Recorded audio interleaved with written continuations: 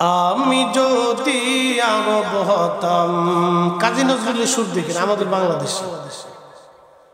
আমি যদি আরব হতাম, মদিনারি পথ, সেই পথ দিয়ে হেঁটে যাইতেন নূর নবী হযরত,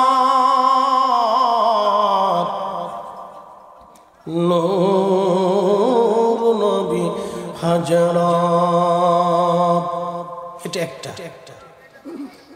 ত্রিভুবনের প্রিয় মুহাম্মদ এলো রে দুনিয়ায়,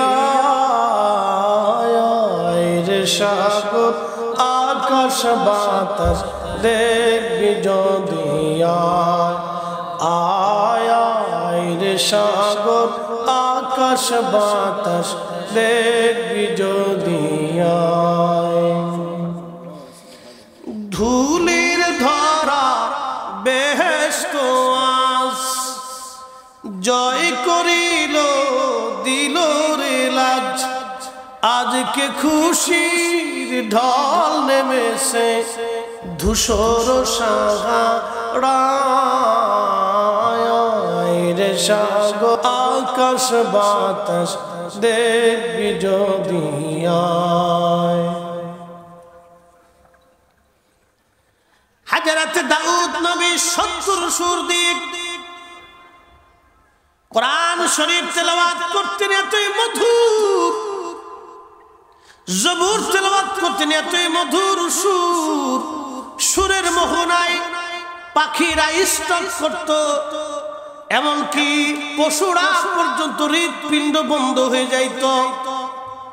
একবার জোরে বলা যাবে আল্লাহু আকবার। ওই 70 সুর দিক আরো মহা দৌলত নিয়ে, সুরের মূর্ছনার মোহনা নিয়ে জান্নাতে দাউদ নবী যখন কোরআন শরীফ তেলাওয়াতে টান দিবে, দাউদের সুরে কোটি কোটি জান্নাতীরা একবারে সুরের মোহনায় হাজার হাজার বছর পার হয়ে যাবে। কতই মধুর সেই দিন লাগবে, পাগল পারা হয়ে যাবে। এতই সুন্দর সুর আল্লাহ দাউদকে দিয়েছিলেন। প্রিয় উপস্থিতি, খুবই মনোযোগ দিয়ে শুনিয়া যান। আল্লাহর কালাম এতই সুন্দর, এতই মজা। কাদের কাছে মজা লাগবে আল্লাহ তাও বলে দিলেন, ইন্নামাল মুমিনুনা আল্লাযীনা ইযা যুকিরাল্লাহু ওয়াজিলাত কুলুবুহুম। এই আয়াতে আল্লাহ মুমিনের দুইটা পরিচয় আল্লাহ দিয়েছেন। মুমিন কারা? মুমিন তো তারাই যখন আল্লাহর স্মরণ তাদের অন্তরে আসে, আল্লাহর ভয়ে অন্তরগুলি থরথর থরথর করে কাঁপতে থাকে। ওই মহিলা ডাকতে বলে, ফেরাউন জীবন চলে যাবে রে, খিনজির আল্লাহ যেটা হারাম করেছে সেটা আমি খাবো না। যুবক ছেলেটাও বলল আমি খাবো না। ফেরাউন ডাক দেখায়, মহিলা তুমি যেহেতু সোজা আঙ্গুলে ঘি উঠবে না, আঙ্গুল তো বাঁকা করতে হবে। তোমার চোখের সামনে তোমার সন্তান মেরে ফেলবো। যুবক তুমি যদি খিনজিরি না খাও তোমাকে হত্যা করা হবে। যুবক ডাক দেয় বলো, ফেরাউন জীবন দিতে রাজি আছি, ইমান বিক্রি করতে রাজি নাই। একবার জোরে বলা যাবে আল্লাহু আকবার। তেলের গাড়ি তেলে চলি,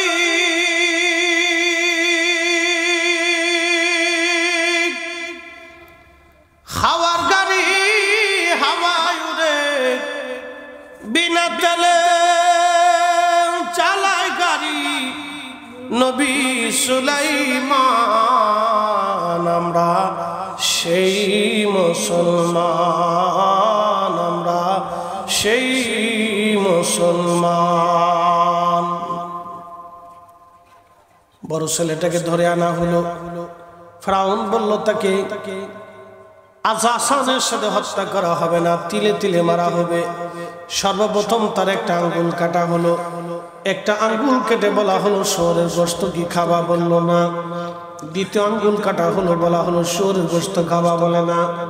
তৃতীয় আঙ্গুল কাটা হলো, এইভাবে একটা না দুইটা না 10টা আঙ্গুল তার কেটে ফেলে দেওয়া হলো, তারপরও খিনজির খায় নাই। তার নাক কাটা হলো, তার কান কেটে ফেলে দেওয়া হলো, চোখ উঠিয়ে ফেলে দেওয়া হলো, অঙ্গ প্রত্যঙ্গ গুলি কেটে কেটে টুকরা টুকরা করে তাকে হত্যা করা হলো। তারপর ওই যুবক মিথ্যার কাছে মাথা নত না করে মাথা উঁচু করে শাহাদাতের পেয়ালা পান করলো। একবার জোরে বলা যাবে কি মারহাবা। আল্লাহুম্মা সাল্লি আলা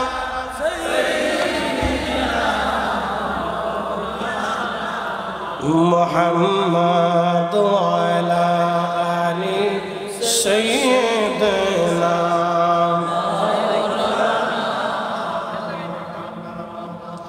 নবীর ইশকে জানো দিল ভাই, এ ভুবনে কাঁদে না। রোজ হাসরে ভাইজান তারা নবীজির দেখা পাবে না।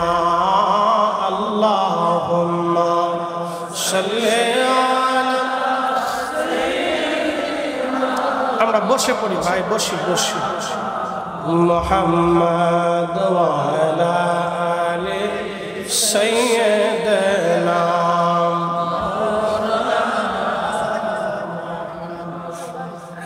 ভাগ্যপুরের মুসলমান ত্রিপুরাবাসী, ওই বড় সন্তানটা শহীদ হয়ে গেল। এবার মেজো ছেলেটাকে ডেকে নিয়ে আসা হলো, বলা হলো যুবক তুমি বলো তুমি কি খিনজিরের গোশত খাবা? মেজো ছেলেটা বলল না ফেরাউন, আমার জীবন চলে যাবে, এই খিনজিরের গোশত আমি খাবো না। কারণ আল্লাহ যেটা হারাম করেছেন, আল্লাহ যেটা নিষেধ করেছেন, সেটা কখনোই আমি খাবো না।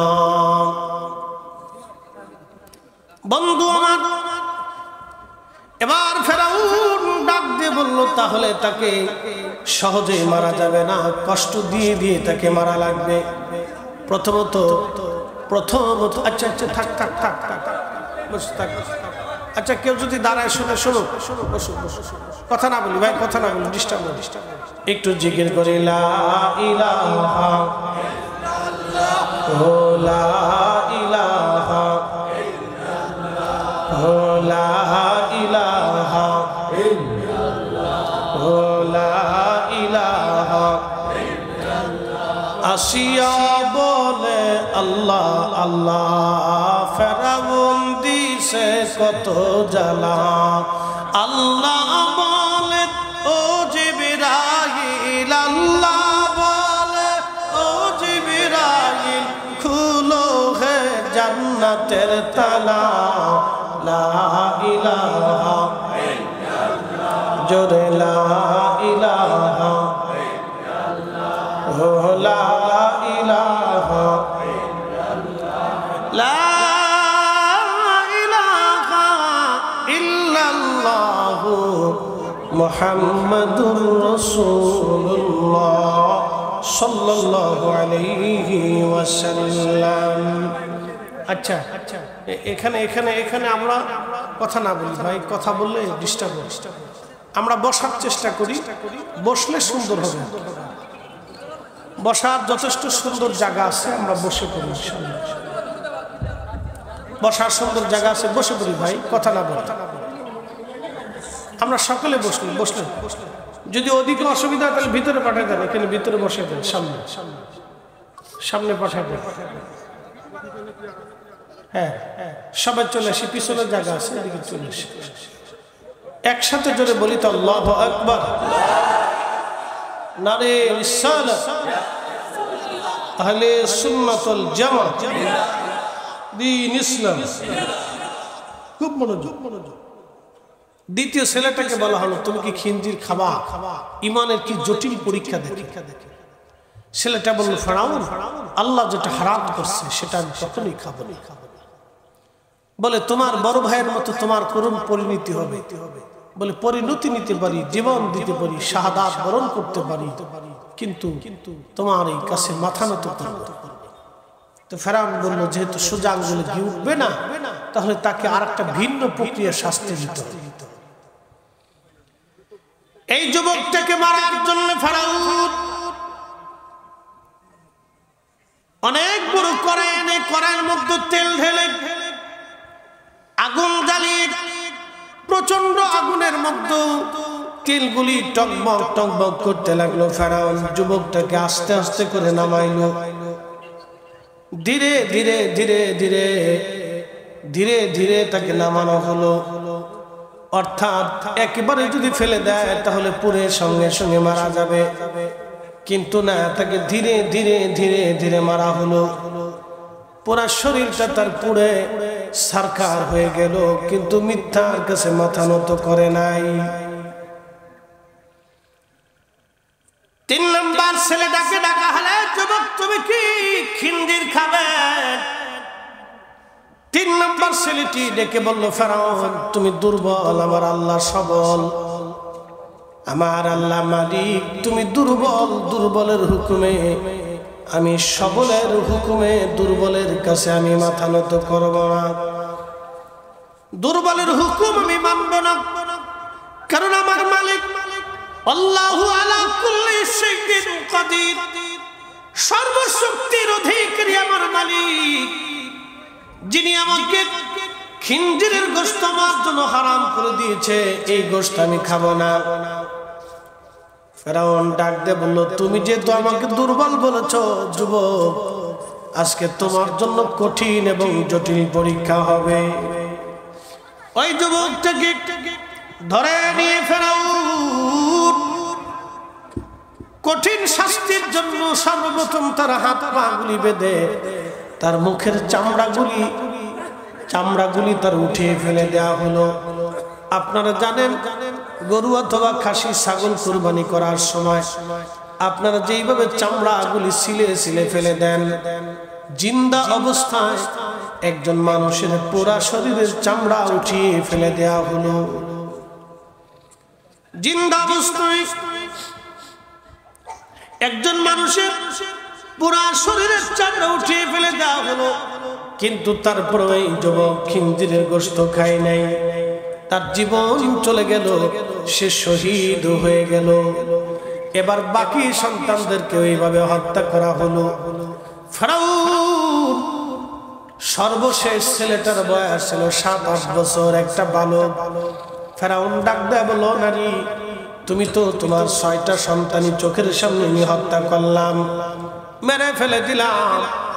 এবার বলো, তুমি যদি শুয়োরের গোশত খাও, খিঞ্জিরের গোশত তুমি যদি খাও, তাহলে তুমি এবং তোমার ছোট্ট সন্তানটাকে একটা প্রাসাদ বানাই দিব, ওই বিল্ডিং এ তোমরা আরাম করে থাকবা, আর মাসে মাসে তোমাদেরকে রাজকোষ থেকে বেতন দিয়ে দেব।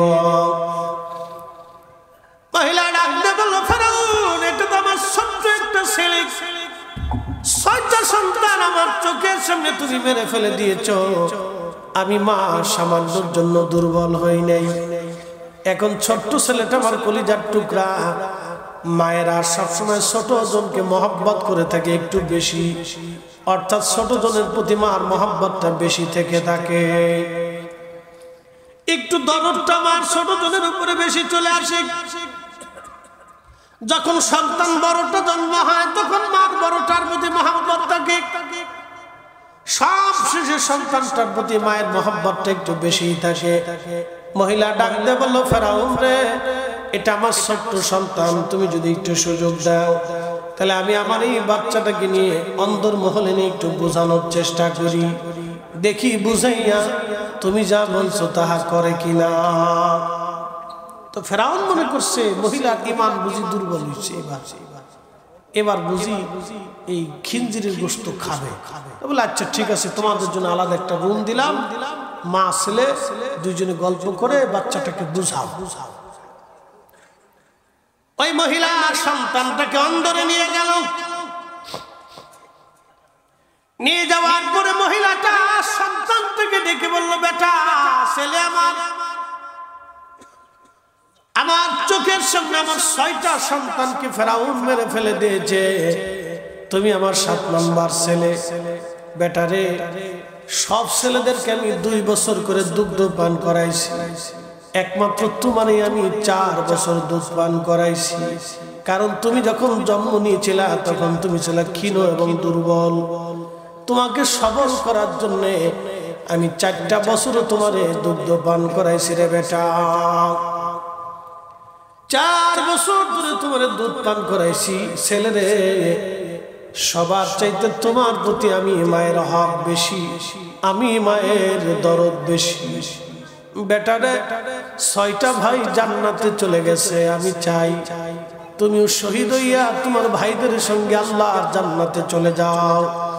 সাবধান রে সন্তান আমার, কিয়ামতের মাঠে তোমার ভাইরা আল্লাহর আরশে আজিমের নিচে ছায়ার মধ্যে তারা অবস্থান করতে থাকবে।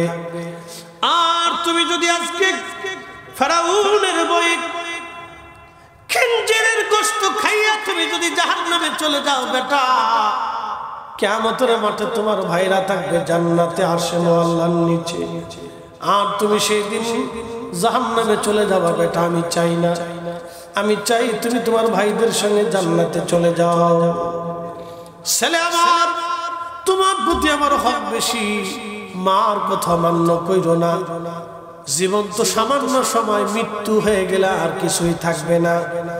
বেটারে, আজ মরো আর কাল মরো, তোমাকে মরতেই হবে।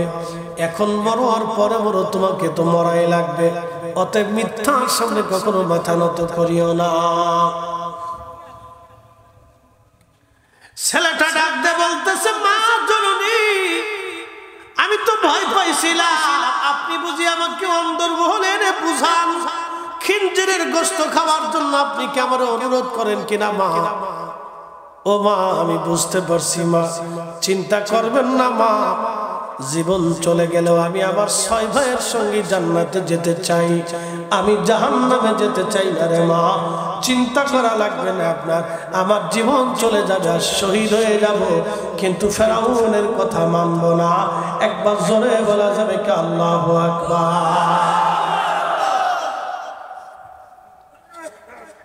এরা মুসলিম, আসলামতু লিরাব্বিল আলামিন, এরা আল্লাহর কাছে নিজেকে আত্মসমর্পণ করছে। এরা মুসলমান, এরা মুসলিম।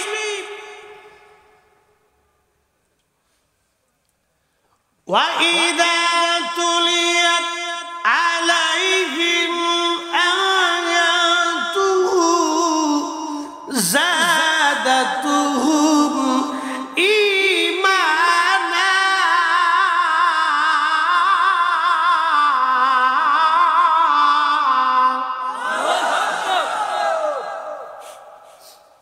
আল্লাহর কোরআন বলতেছে, যখন ইমানদারের সামনে কোরআনের আয়াতগুলি তেলাওয়াত করা হয় তখন ইমানদার ওই আয়াতগুলি শোনার সঙ্গে সঙ্গে তার ইমানের পরিধি বাড়তে থাকে, মজবুত হতে থাকে। সে তার ইমান সাদাতুহু ঈমানা, তার ইমান বাড়তে থাকে, ইমান তার বাড়তে থাকে, ইমান বাড়তে থাকে। ওয়াজ করলে কি লাভ, শুনলে কি লাভ? লাভ হবে তার আমলে, আমলেও লাভ হবে না। নবী প্রেম না থাকলে দিলে, নবী প্রেম থাকলে দিলে লাভ হবে কম আমলে। সুপারিশ করবেন নবী রোজ হাসরের ময়দানে। জ্ঞানী যারা বুঝে তারা শুধু ইশারা, নাদানের বুঝাইতে পারে আসে কে কোথায়। জ্ঞানীর মতো জ্ঞানী হলে অল্প কথায় বুঝে, কচুর মতো কচু হলে অল্প জালেই সিজে। কথা বলেন ঠিক কিনা? এবার মহিলা বাচ্চাটা নিয়ে আসছে, আইসা বলতেছে, ফেরাউন, তুমি তো আমার ছেলেরে খিনজিরের গোশত খাওয়াইতে চাইছো, তা আমি ছেলেটাকে বুঝাইছি, এবার তুমি জিজ্ঞেস করো সে খাবে কিনা। ফেরাউন ছোট্ট ছেলেটাকে বলল, তুমি কি খিনজিরের গোশত খাবা? বলে না। তাহলে তোমার 6 ভাইকে যেইভাবে হত্যা করা হয়েছে করুণ পরিণতিতে, ধীরে ধীরে ধীরে ধীরে নৃশংসভাবে খুব অত্যাচার করে তোমাকে সেইভাবে হত্যা করা হবে। বলল জীবন দিতে প্রস্তুত আছি তো বটে, ইমান দিতে প্রস্তুত নাই। ইমানের দৌলতটা অনেক বড় দামি। এই কালেমার জন্য সাহাবায়ে কেরামের ত্যাগের কোনো শেষ ছিল না। সর্বপ্রথমে এই ধর্মের জন্য সাহাবায়ে কেরামের পিঠের চামড়া চলে গেছে, দেশ ছেড়েছে, সংসার ছেড়ে দিয়েছে, জীবনকে বরবাদ করে দেওয়া হয়েছে, কিন্তু ইমান তারা ছাড়ে নাই। খাব্বাব রাদিয়াল্লাহু আনহু একদিন হযরত ওমর রাদিয়াল্লাহু আনহু এই খাব্বাব রাদিয়াল্লাহু তাআলা গা থেকে চাদর সরাইছে, তো দেখতেছে পিঠের মধ্যে বড় বড় গর্ত এবং সাদা ফেতফেতে হয়ে গেছে। হযরত ওমর জিজ্ঞেস করলেন, খাব্বাব তোমার কি কোনোদিন বসন্ত হয়েছিল পিঠের মধ্যে এত বড় বড় দাগ? কারণ কি? খাব্বাব রাদিয়াল্লাহু আনহু বললেন, খলিফাতুল মুসলিমিন ওমর, ওমর গো, এত বড় বড় দাগ আমার কোনোদিন বসন্ত হয় নাই। এটা কালেমার বদলা। আমি কালেমা গ্রহণ করেছিলাম, মুসলমান হওয়ার কারণে অত্যাচার আমাকে সহ্য করতে হয়েছে। বলে কি? বলে আমি যখন কালেমা পড়ে বাড়ি আসছি, আমি ছিলাম লোহা দিয়ে আমি অস্ত্রপাতি তৈরি করতাম, আমি লোহা দিয়ে অস্ত্রপাতি তৈরি করতাম। তো আগুন জ্বালানোর জন্য যে কয়লা ব্যবহার করতাম, এই কয়লার ভিতরে আগুন জ্বালানোর কারণে কয়লাকে আঙ্গার বলা হয়। কয়লাকে আঙ্গার বলা হয়। প্রচন্ড আগুনে কয়লাগুলি লাল